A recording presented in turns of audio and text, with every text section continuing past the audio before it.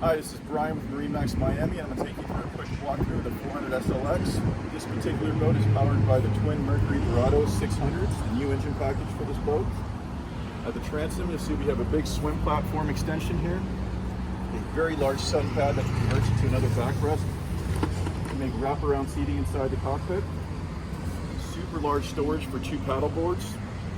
As we enter the cockpit,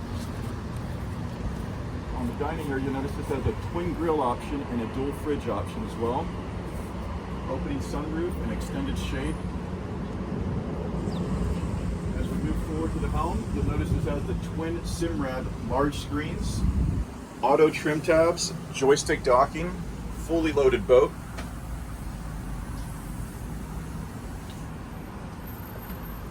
This also has a dual sleeper area. You have a B-berth convertible dining table, and you also have an aft sleeping area.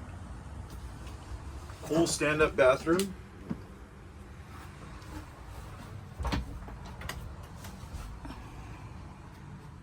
Really large boat for 40 feet.